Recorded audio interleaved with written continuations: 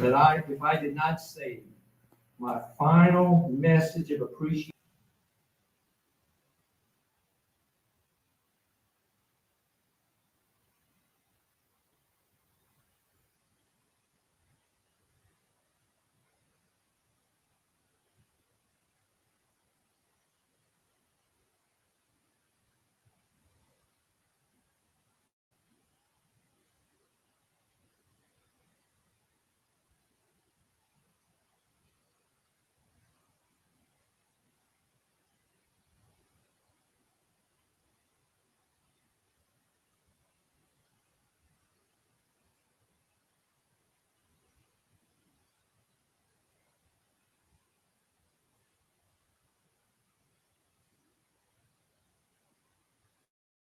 Ladies and gentlemen, please join me in a round of applause and welcome to this podium the architect of today's announcement, LSU's athletic director, Mr. Bird Osborne.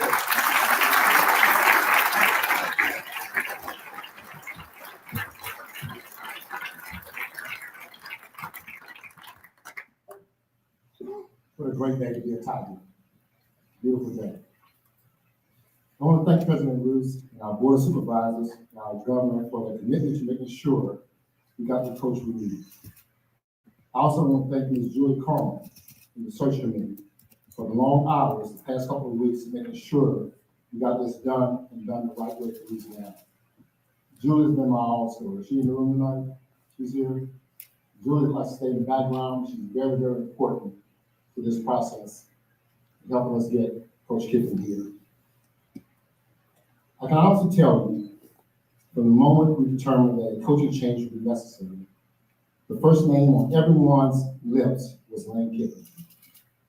There are a lot of great coaches out there, and we performed due diligence on several other candidates, but the name none of us could shake was Lane. LSU football has a unique place in the history of the game, in the traditions of the SEC, and in the hearts of everyone with any connection to the state of Louisiana. Purple and gold have always represented something special. It represented Death Valley on a Saturday night. It represents some historic offenses and stifling defenses, as well as championships and excellence. That word, excellence, is LSU. Our colors in our city tell anyone in the world that they are watching LSU. As a former player, as an administrator here for the last nearly 30 years, I can tell you that when the band strikes to uphold that Tiger, there's no better place in the world to be. So when we realized it was time to replace our head football coach, we knew we had to find someone who could get it, who would understand tradition, personality, culture, and who could contribute to both our history and to our future. Immediately, Lane Kiffin became our prime target.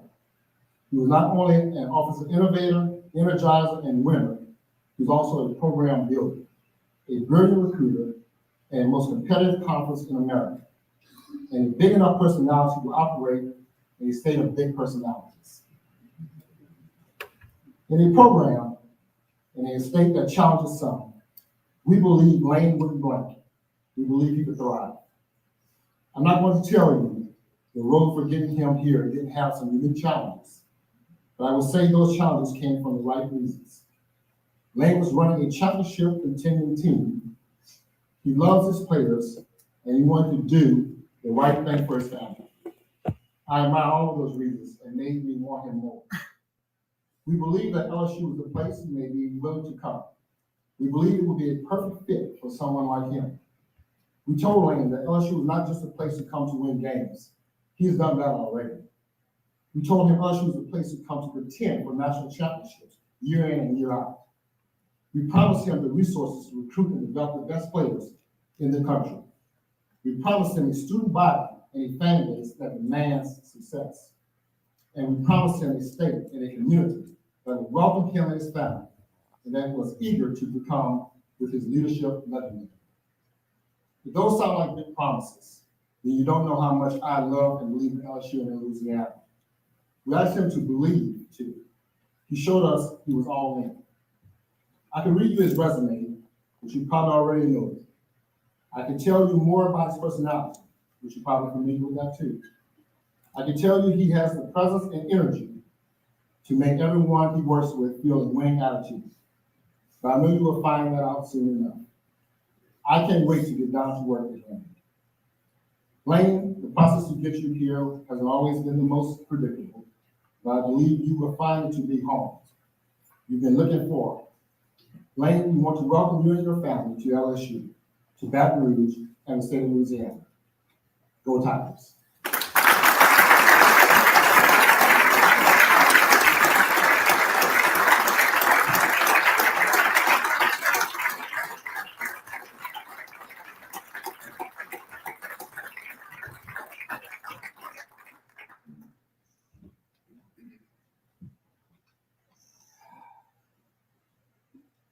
First off, I want to thank my family for all their love and support throughout this process.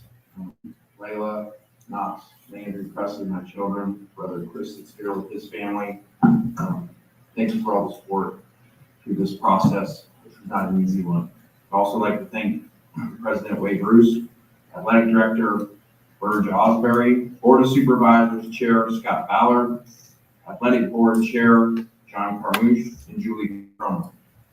I also had a unique great call with Governor Landry, and I could feel his passion and energy in that call for the state of Louisiana and for LSU football.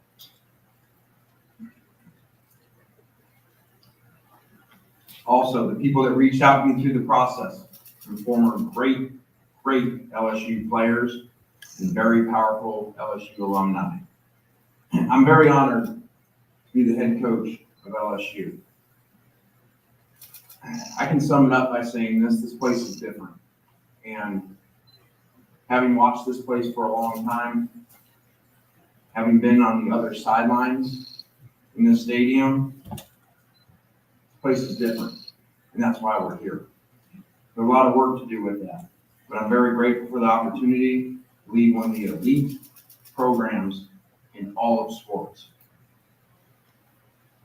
Leaving Ole Miss was extremely difficult decision.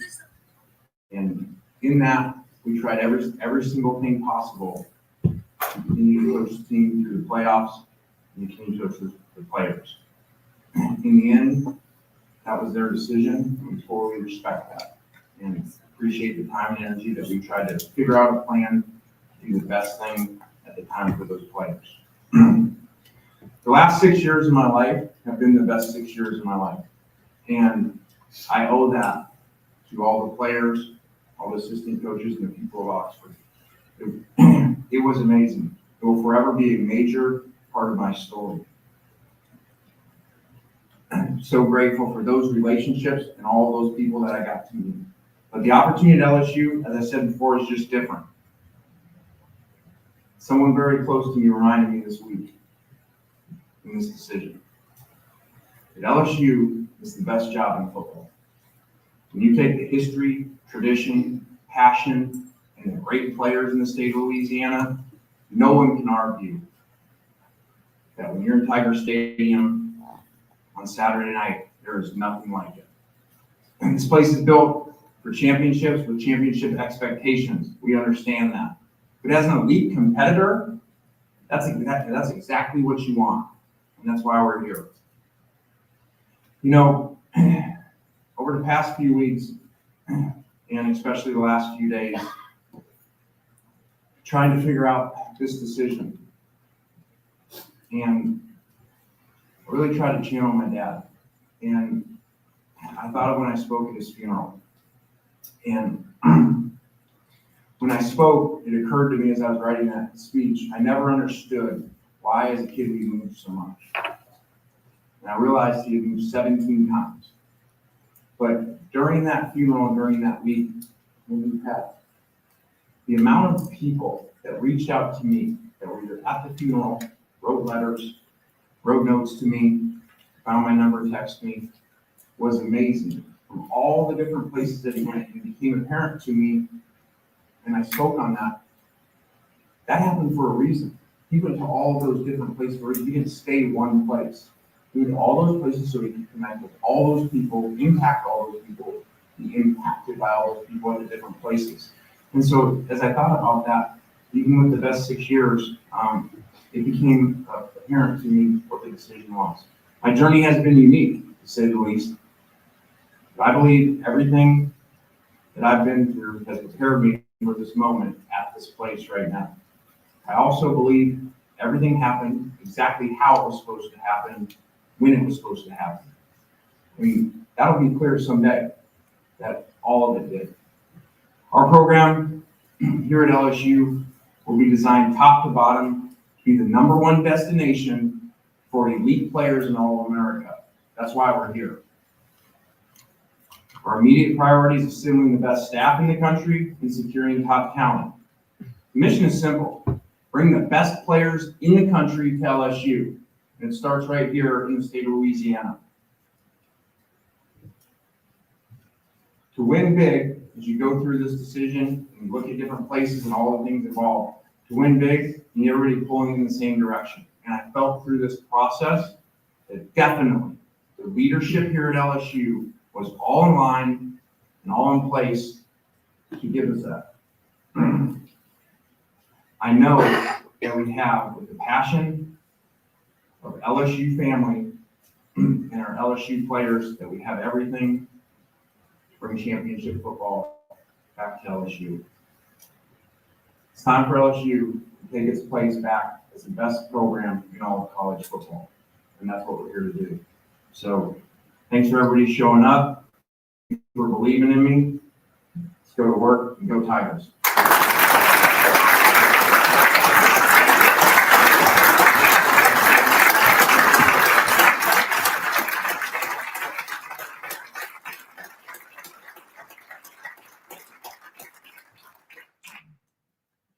Appreciate that. You want to stand up later? Question? Yep.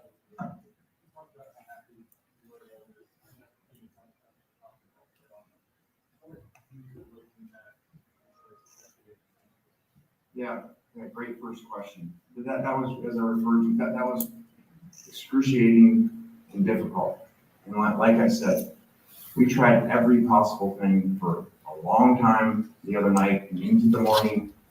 As you saw, the team meeting announcement get pushed back because we were trying to get that done. And I'm very grateful for the chancellor there and Keith Carter, that they listened.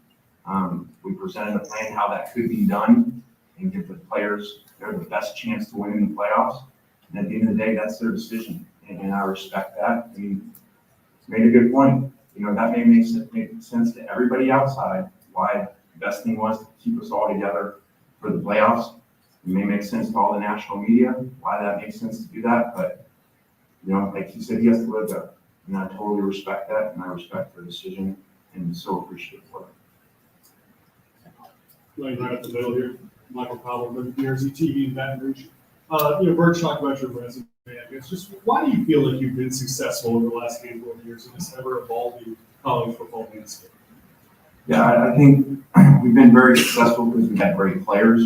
We've been very successful because we've hired great assistants that fit together.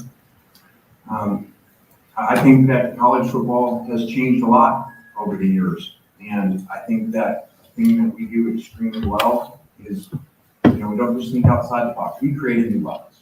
The way that we do things is not traditional, and just because in the book of coaching, this is how we do it, or we've done that way before.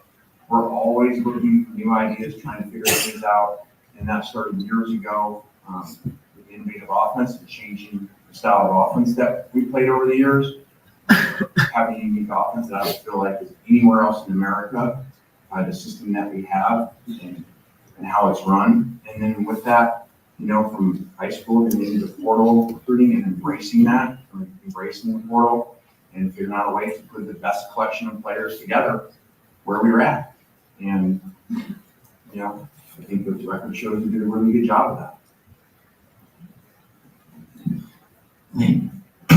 Lane down here in front, Corey Diaz with the Daily Advertiser.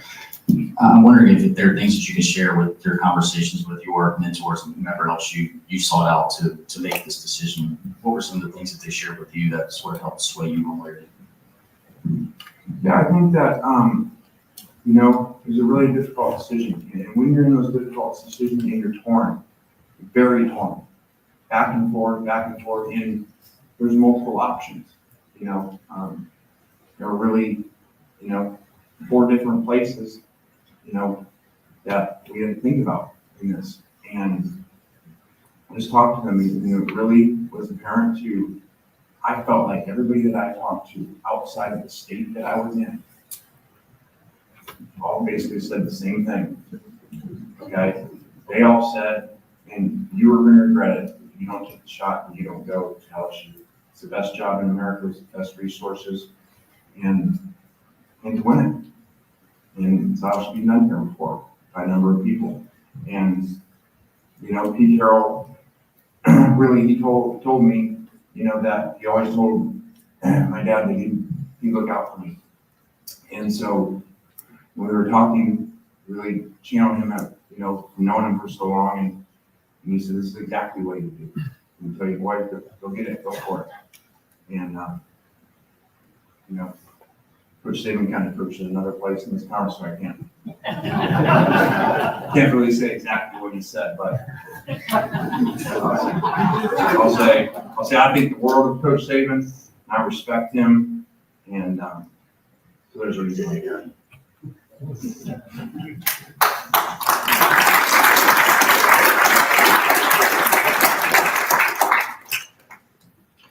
On your left, Coach. Shea Dixon with On3.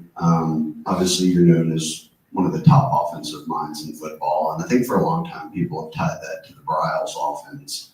Over the years, what have you changed, adapted, that you consider now the identity of what your offense is? Yeah, I think that, you know, we have the most unique offense in the country, and because of learning from so many people along the way, you know, we heard our son Kendall at FAU, and then learned a ton from the Bryles family about offense and that whole system. And then really combine that over what we had done over the years at USC, at different places, at Alabama. And then said, okay, what if we combine these two and take this tempo spread system, but then really still deal with problem plays, problem formations that, remember, I really grew up really under 3 people. My dad, my whole life, Lane Kiffin, then Pete Carroll, then Nick Saban. So really, I basically spent the majority of my life with those 3 defensive minds.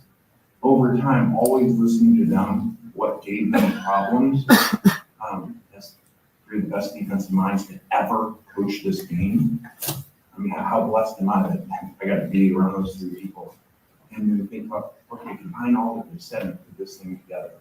And so it's been a great offensive run because of that. And, you know, when we get here and talk about individual numbers and stuff like that, but if you research them, you know, I would say, you know, over the last, whatever, since we left Alabama, so that's 9 years, okay, if you take points yardage, that's the #1 offense combined with all of college football. Hey, Coach, Jacques Dusay, WAP-TV here in Baton Rouge. You mentioned it a little bit. What are your memories of coming here as an opponent, playing in Tiger Stadium, and how do you feel now to have that arena in your corner as the head coach? Yeah, it feels good to be on that sideline. Been here a number of times, you know, now that you say it, I think about it, I've been down there, and you guys have watched longer than I would say, but you would probably say 2 of the most intense times and feelings in the year. 2 overtimes, one at Alabama here, and then one at Ole Miss here, in the overtime 2 years ago. And wow, man, that feeling on the other sideline, all the way from the warm-ups of those night games, I mean, it is not, I coached a lot of places, okay, a lot of road games, NFL, college. There is nothing like the feeling you're on the other sideline and the intensity that you feel. It's like a weight that you feel. You know, I talked to head coaches who've been here before, obviously, and they talk about that feeling on the other sideline, like how to feel lifted up by the crowd and the intensity. But when you're on the other sideline, you feel it the other way, especially as you get to crunch time and overtime at night. So I felt that, and I always thought to myself, what if we had that advantage on our side? So if we combine what we do, the way that we coach players, the systems that we run, and now we have that intensity on our side for the opponent to deal with, again, that's how all it came all together to say, and this is where you're supposed to be. Hey Lane, Glenn West, 24/7 Sports. You mentioned some of the immediate needs you want to kind of address here with the program. Wondering if you could just talk about maybe some of the people you might be bringing with you on this coaching staff offensively, and just your thoughts on the defensive staff that's already in place here. Yeah, I think that's a really good question. I don't know that I can get into it. There's so many things, but I can, we've been here for 24 hours. So I don't know that all that is figured out. We're still in the process. And it's a challenging spot too, because LSU is still playing in a bowl game too. And so Frank will continue to serve in that role. We spent a lot of time together, the last 24 hours that I've been here, and less than 24 hours. And so I've made the decision that he's going to still stay in that role as the head coach of that team for the bowl game. So there's a lot of complicated moving parts in that, but we'll definitely have that answer for you soon. Lane, Mike Scarborough at TigerBait.com. Is there anything that surprised you in this process with talking with Virgin the last few weeks or since you've been here? And is there anything specifically that you can share that Nick Saban told you in your phone conversation with him about this job? Yeah, I just felt, in all respect to the other three programs, I just felt the passion through Verge, and obviously he's in a unique spot as having been here so long, played here, and been part of so many championships, and been around so many championship coaches, and I just felt that passion, and I felt that alignment from everyone, from the president, from the governor, and so it just became apparent, like that alignment of all being there. And other places have good alignment, but it was like the entire state of everybody that I talked to at some point, okay, was aligned that the number one thing in this state is to get LSU football back to the championship where it was at before. That's very unique. Have everyone in the state, okay, on the same page to get the same thing done. And so it's pretty awesome. And again, that's why I went through a really challenging time and a really difficult decision and a great place where we were at, and great support to have to make the decision to leave there, okay, as over the 6 years there. A lot of opportunities to leave, including in this conference, very prominent programs, and never did. And it came down to that at the end of the day. The only one we were leaving for is once we felt this alignment and passion at LSU.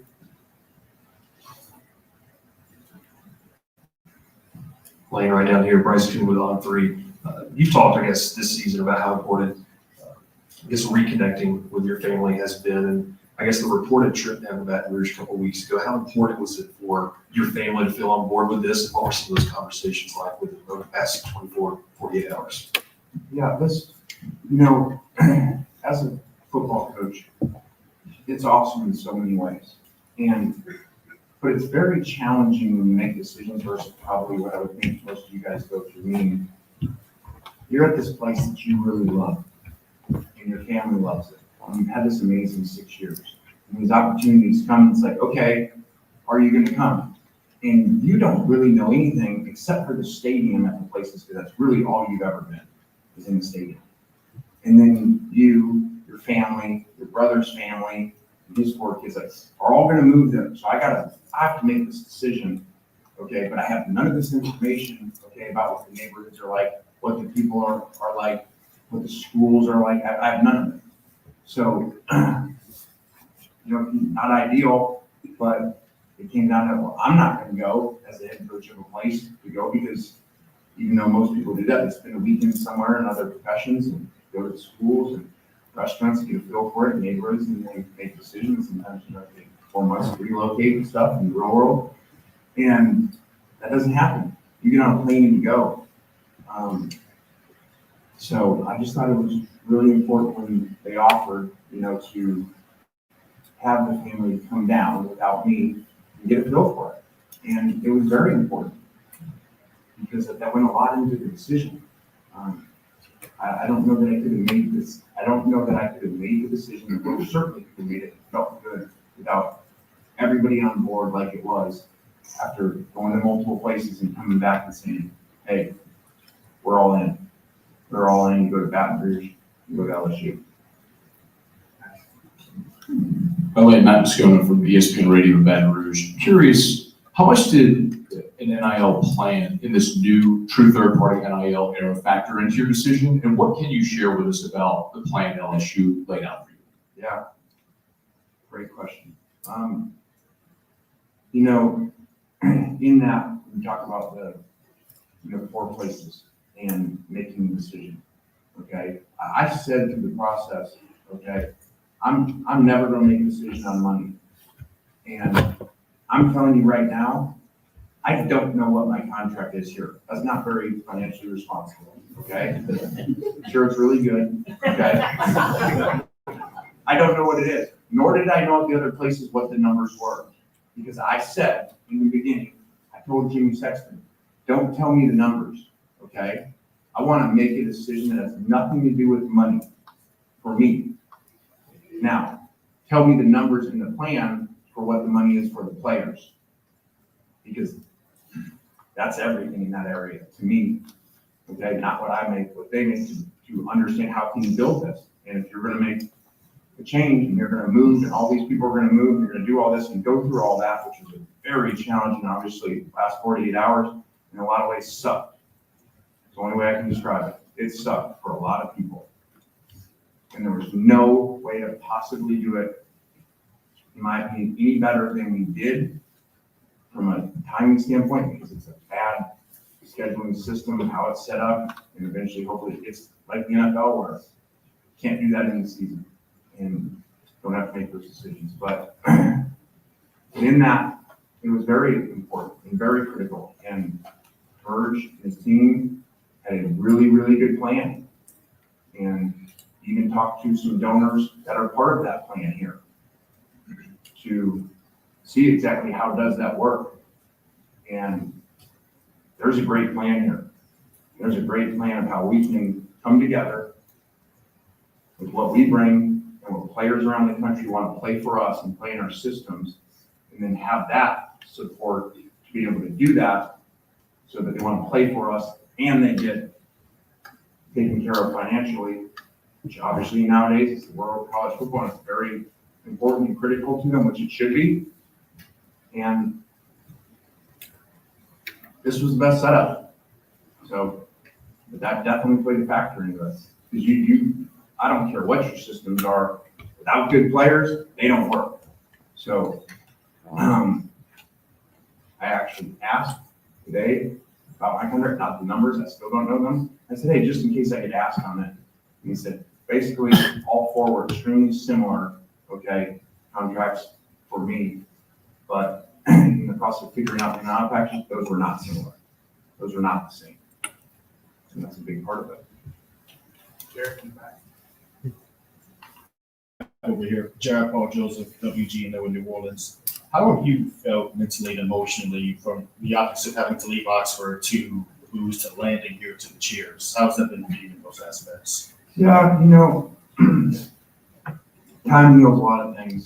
And having gone through this in this conference before, I sure hope that happens. I sure hope that the people there and the fans there, as time goes, can focus on the amazing 6 years, the greatest football run in the history of the school, okay, the greatest regular season ever in the history of the state just happened there. And I really hope they can focus on that. And where we were able, with the support of people there, where we were able to put the program on a national stage that it had never been at before and maintain it there for a number of years. So it was very hard And it was really challenging, and it is, man, it's the passion of the SEC. So I understand that. So I don't get emotional with it yesterday, like so many people get emotional, like that, when it changed like that. Because we spent 6 years there, and that airport scene, Knox and I driving, and people trying to run us off the road, man.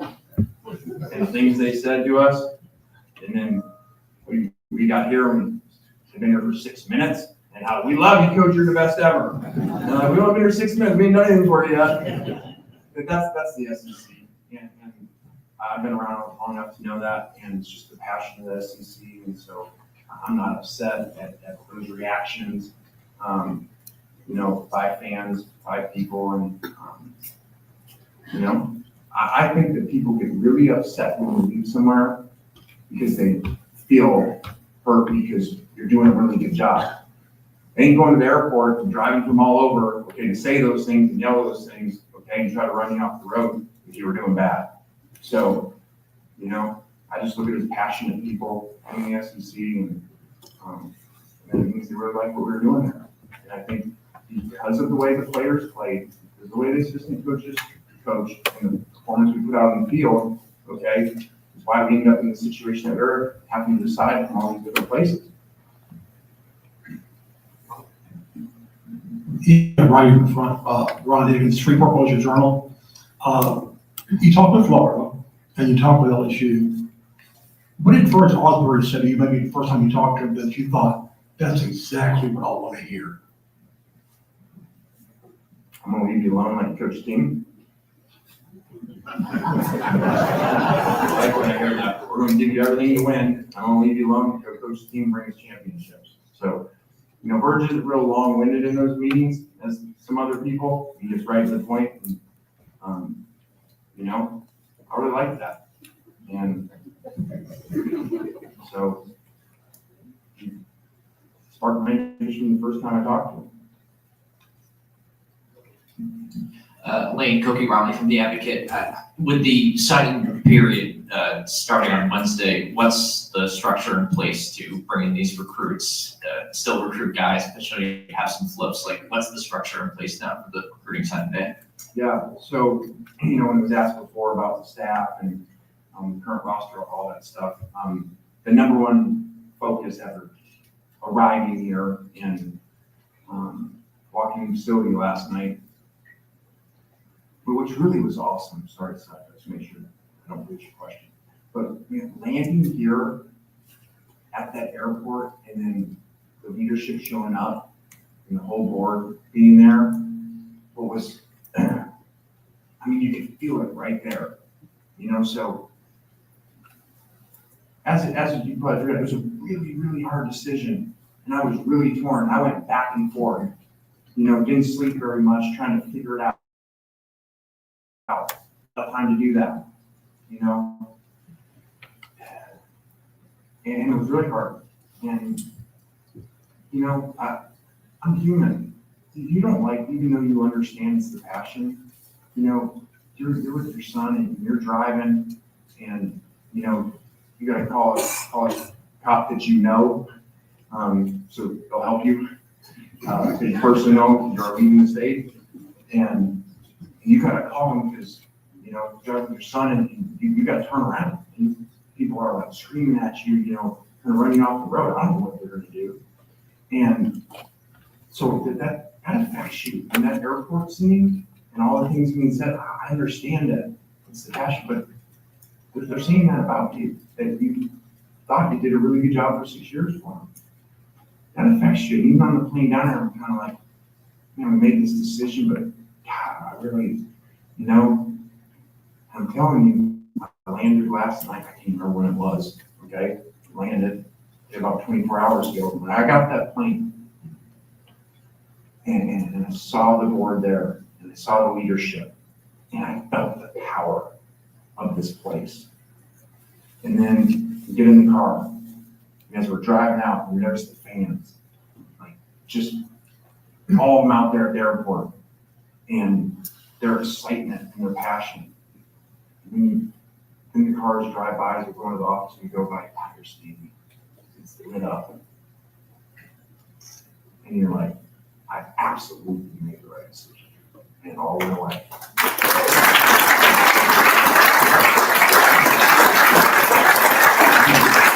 We walked in the facility, myself and the coaches, our general manager, like, you walk in and I'm like looking around and I'm like, God, it's like we're in the NFL. Like everything is so amazing in that facility and it's so powerful. And the national championships and the Heisman trophies and the way the whole building is done. You're reminded you are at the elite program in all of college football. Saying that, those two coaches just told me and reminded me, and then I was like, actually, we're going by Tiger Stadium. I called one person, called Ed Ogeron. And I said, hey man, all I can do then, this place just makes me want to talk like you right now. I was like, we were in the car and the kids were in there and I was like, and the coaches and like, what are you doing? I'm like, I don't know, I'm like channeling your head right now. I'm feeling good. Like, I rolled down the window and I was like, go Tigers to the fans. And I'm like, so I called Ed, I said, I don't know what's going on, man. I'm feeling you right now. And he's like, coach, you're at the best place in America. So, I feel that. So, as I thought I would do, I have no idea which question. See, that's good planning that I knew that was going to happen. Yeah, the structure, you guys are going to have this signing day. Yes. With the staff. How much Yeah. does it work out? Okay, so that was number one priority and is the number one priority right now. We're on that. Those February can't go out right now. Yesterday, people could come up to the office. I'm obviously can't name them individually, the recruits, but so that is our number one focus right now, is to sign the best class that we possibly can Wednesday. Also, we have big picture thinking too. So we're not reaching or we're not signing kids because they're from this school or that school or any of that stuff. Okay, we're going to sign the best players that we can on Wednesday. We go to the portal, which I have zero concern about the interest of players with that. Because I know what the interest was of players nationally come play for us where we were just at. And now when we put that with this stadium, with that logo, I mean, We got time for two more rap and then Ross. makes me want to get on the phone right now, but the portal's not open. Scott Riley, also with the Veterans Advocate. I read where you said you're at a place in your life where you want to live day by day, take things day by day. This move do you see this as a career defining move for yourself? Yeah, I hope so. Yeah, I definitely do. And I do take day by day and have learned to do a much better job at that as I've gotten older. And, this is really unique. I'm uniquely prepared at 50 years old for this job to have been so many places, done good things, made a lot of mistakes, and made them really early on. Like someone said, you made mistakes on the national stage at an age in your 30s and early 30s that coaches aren't even head coaches yet, let alone they're not on the national stage. So I got to learn from them. I'm 50, this is my 6th head job. And I don't know if anybody's ever done that. So it's not necessarily great in some ways. We're all by choice. But what that does is if you take all that information and you keep it and you collect it and you learn from the good, from the bad, that's experience. Just like an experienced quarterback's a lot better later on. Experienced coaches. And some of those coaches, especially those two I talked to, they would tell you, man, at this age right now, where I am, is when they really figured it all out. I think I may be wrong on this. I bet you that Coach Carroll's probably 50 when he takes USC, and Coach Saban, when he takes Alabama, is 55. So, you figure things out as you go with all those experiences and having multiple head jobs like they had before, and then you become even better. Ross Nellinger, Lane, when Ole Miss administrators told you Saturday night, kind of finally, that you won't be able to coach the playoff, how much did you seriously consider not taking this job to stay and coach the playoffs. And the last few days, how much do you think it impacts your legacy, or do you care? Yeah. Glad you're here, Ross. Thanks. And everything. So, even though my man Ross was hiding out in a car, following me, which is a true story, I appreciate the effort. And he's like, texting, he's like, I see you going into the AD's office right now. True story. But first I went until Sunday, that's why things kept getting pushed back, that I was told that we couldn't keep this thing in place and coach the playoffs. So I'd already made the decision at that point and informed them Saturday night, that this is what we were gonna do. And that was a really hard conversation, really hard. And kept trying to work through, okay, all right, yes, there's disappointment in that. How can we do the best, knowing that I'm going to be the head coach of LSU for the future down the road? How could we do the best interest of the players and give the players the best chance to win and make a run at the national championship and playoffs, and most likely, as I said, their most historic sporting event in the history of the state of Mississippi, a home playoff. And it didn't work out. And came back the next day, that's why there was a team meeting, whatever it was, 9, and thought it was going that direction. We met with the players. I was in there with Keith, and the players said, okay, let's do this. And I get it. I understand it, and it just couldn't wrap my head around doing that. And I understand it. And I respect that. So that's why everything took so long. So I did not know the final decision that we couldn't tell 30 minutes before that team meeting, when he called over and said, okay, we're gonna go a different direction.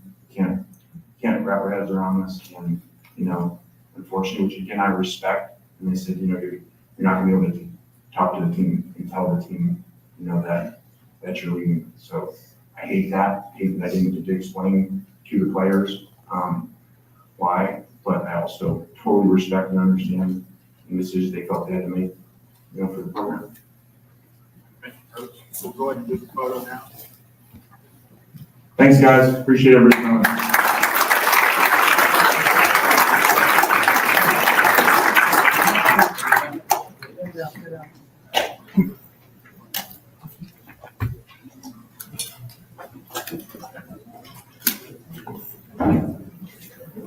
Sit down.